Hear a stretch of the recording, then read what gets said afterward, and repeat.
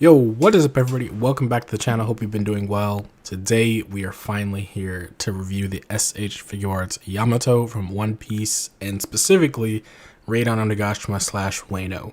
Now, this release in particular, I think a lot of people are wondering, how it turned out. What is the One Piece line like at this point, right? We're in about 4 or 5 figures deep. We've got Luffy, Sanji, Zoro, and yeah, Yamato, and then we've got Kaido coming out early next year. Now this one right here is, I gotta say, it's impressing me a little bit. I don't think that they have a problem. Tamashii as a whole making bigger characters.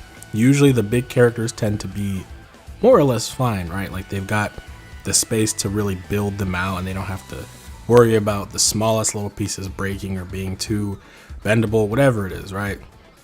But the bigger the figure, I think the easier it is for them to make it as articulated as they can. However, the One Piece line in general has favored design over articulation for the most part. But we're coming into Yamato, and this dude is just phenomenal. All right, a lot of the choices that they took, I am okay with and more happy with compared to some other characters in different lines, like Yuzuriha, who I actually mentioned Yamato a lot in that video. I am glad with what they did here with Yamato as opposed to Yuzuriha in terms of the torso / ab crunch. But we'll get into all that in the video. Right now, let's just jump into the accessories and then talk a little bit about the design and then get into the articulation and give our closing thoughts. So without further ado, let's jump into it. Alright, so first things first, we've got Yamato's weapon here, and in case you're wondering where to actually take it off, to insert the hands to hold it, it's here at the bottom, just like so, and then you plug that back in. So be very careful with that, not to mistake this little line right here as the place where you gotta pull it, because you don't want to break it. But yeah, it's very light too. Yeah, very lightweight, which is good. We don't want anything too heavy to hold. We've had a few instances of that already in different lines this year. Here we have the new Luffy expression that comes with Yamato. Alright, and then next, let's take a look at all of the expressions. So we've got our stern expression right out the box. Here we have a yelling expression. Here we have a side-eye expression, also with the gritting teeth. Here we have a smiling expression. And the next one you see is actually going to be very similar, but it's a little bit more gleeful, cheerful, I think. And here's the other smiling expression. And just so you can get a kind of decent comparison, they do look the same, but you can tell like in the eyes, they're just a little bit more wide open, more expressive there. And then next we've got our fists that come right out the box.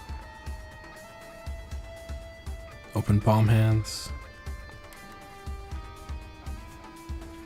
Here we have a set of weapon holding hands, and I believe he has like a total of 3 pairs of these. So I guess you can mix and match to your liking. And just so you have a better idea, this is an alternate hand as well, just in comparison. You can kind of see where exactly Yamato is supposed to hold the weapon based on the hand size. This one here, obviously you can go probably all the way like right here, and then these ones, some were kind of in the middle right there, based off of the width of the holes at least. And here is the third one, and just so you have a comparison of all 3, there you go. And here we have a semi-open hand, kind of like a waving maybe. Here we have kind of like a grabbing hand, not really sure. Could be something referring to when he did the Odin pose. It's been a while since I watched that part of One Piece, but yeah, there's a specific dance that this might be part of. I'll have to put a picture up if I can remember. And last but not least, just like you see there on the back, both of the hands go together, and they join at the wrist there like so. Really cool. I love when we get hands like this, especially if they're interchangeable amongst other figures, which, bringing that up, these 2 wrist pegs actually seem about the same size as the others. So just like Luffy, Sanji, and Zoro, you know, Yamato might be able to actually interchange hands with all those characters. So I expect to see some pretty interesting mashups if that's the case. But without further ado, let's jump into the articulation. As we have gone through most of the accessories, there is one little tiny thing here that I guess I'll bring up. It is part of the stand. They give you this right here, and it actually is meant to support Yamato back here. And you put it in like so, and then you attach it to the stand right there. And then Yamato has no problem standing, which the figure can stand with or without a stand. Oh my gosh, we said that word so many times. But yeah, it's very possible. I don't think you need it. I did think this originally was actually for the weapon in case it was too heavy, but per the instructions, that's not what it's for. So anyways, let's move into the next segment. All right, we've arrived at the articulation segment here, and I'm gonna actually start with the hair here in the back. So it is one segment right here, and the hair can go left to right. You can do a full swirl there, which I really think is cool. Up and down, and then you've got this piece right here, which also has its own articulation. You can go side to side as well. And additionally, this piece right here also has its own articulation, and it can pop out. Thought that was interesting when I accidentally like exploded Yamato by trying to take this waist to the next level, but instead the hair came out, and I thought I broke it. But interestingly well designed, I guess you could say. Surprised that it popped out like that. And I'm not really sure why they made it that way, but hey, I think it works, and it's very cool that you could kind of take this out if you wanted to and not have the hairpin there, I guess. But yeah, I'm gonna leave it off for the rest of this portion of the video just to make it easier on myself. Articulation with looking down, and it's more or less the same with the hair on actually, so you're not really missing out on any extra range either way, which is nice. Looking up, it'd be about the same, and side to side the same as well. The arms, you can get them in about a Y pose, and the butterfly joints probably could do a little bit better than me with making sure they're all the way out, but they do meet in the middle here with the arms and the hands, so you could have a dual, you know, weapon holding pose or whatever you want to do. You also got your double jointed elbow, good range. You've got your wrist swivel, and moving on. So I will say, you know, if it does happen again, the result of trying to push down, you know, with the articulation, by doing it too much, you know, the top portion will pop off. Not like Zoro bad, but it will happen, right? And I was hoping you could get it a little bit lower, but if you want that extra articulation, you do have to kind of use the crotch. And as you see there, it popped off. However, you know, nothing is too problematic there, as it does just pop back in. And additionally, going back, there's a lot more range there. Now, this portion right here is what I like most about Yamato in terms of the articulation. This is not all one piece. If this was one full soft plastic piece, would it be in the same predicament as Yuzuriha? Because Tamashii Nation is still learning what is the best route for soft plastic applications on their figures. It's too inconsistent, it doesn't always work, and for a character like this that would have had it, I felt like it would have been way too restrictive because the material that they use is just too thick. It's not soft.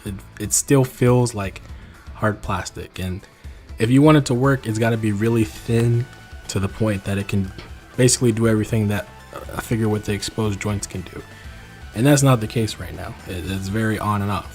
And that's more or less gonna move us into the next point here. The skirt. Everybody was wondering, you know, is it gonna be hard plastic because it's divided into 3 parts, well, 4 parts technically. So we weren't really sure. Now it is technically all soft plastic. However, these 2 sides right here are much more harder. They can bend, of course, they're like Zoro, but it's not really what you want, right?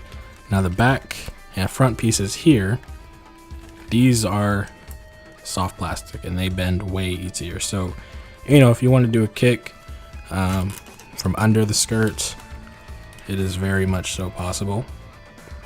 And in terms of articulation with the legs, it is kind of similar to like a Marvel Legends, if you will, with the, you know, thigh, which is fine. I can't really say that they needed to do anything super crazy with that. What else? I think, yeah, Yamato can get into a full split. So let me put the leg back in. Yeah, Yamato can get into a pretty good splits there. And then bend at the knee. There you go. And ankles, pretty good range there. And then you've got the same kind of articulation on the feet that they did for Luffy, you know, with the back portion of it, you know, not being tied to the actual foot, which is cool. So yeah, all in all, I mean, Yamato articulation wise has to be one of, you know, the better figures in the One Piece line. Blended really well, very articulated, and I love that. And just talking about these, like, I love these more than what they did for Orochimaru. Now, granted, Yamato is a much bigger character, so, you know, it might be a little hard for a smaller character to get the same treatment, but I definitely think that they went as all out as they possibly could in terms of making this a good figure to play with and just put on your shelf. So yeah, with that, I think we should move into the next segment, talking a little bit more about the design and maybe some comparisons with the other One Piece characters as well.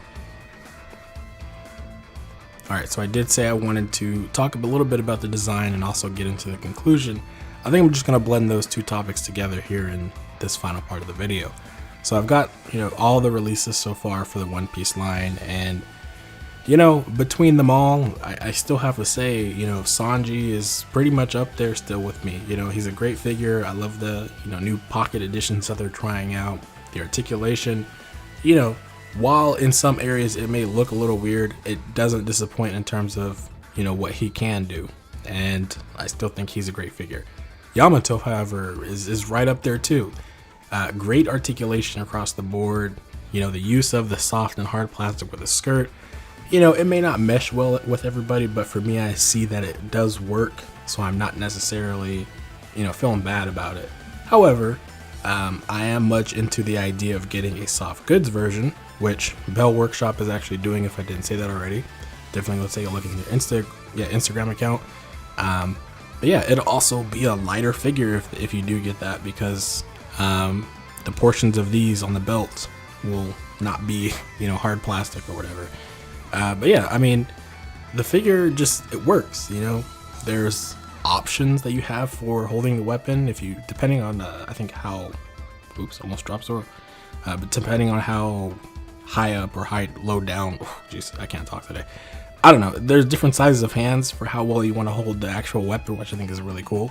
The fact that all these figures, for the most part, seem interchangeable with hands is funny and also really cool.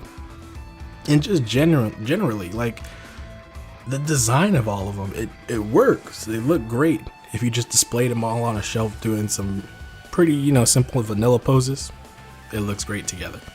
But yeah, is Yamato worth the price? Is probably what some people are wondering. I would say so.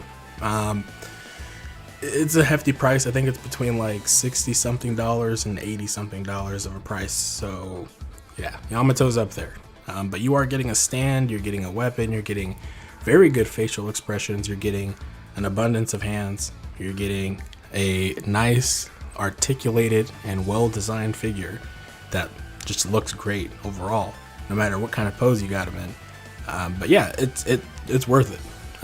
Now, as we get into those bigger characters like Kaido, that one we'll see. You know, it's a big risk because the figure could easily just come out not posing well, be very restricted. We don't know yet, but hopefully that's not the case. And because of it being a bigger figure, they've been able to fully think out, plan out, and create something that's highly articulated, but also can, you know, support itself pretty well. So yeah, so far I think the One Piece line is going in a better direction with its last two releases being Sanji and Yamato. And going into 2024, very much so, I am happy. You know, I think Gear 5 Luffy is one that's high on my list for 2024, you know, figure of the year. Before we get it, I'm putting him up there because, I don't know, the thing of just soft rubber or whatever, bendy wire, is very interesting and a fun idea to me for a character like that in that form. So yeah, we'll see what the line is like next year. Hopefully it's just as good as it's ending in 2023. And yeah, with that, I think I'm going to end the video there.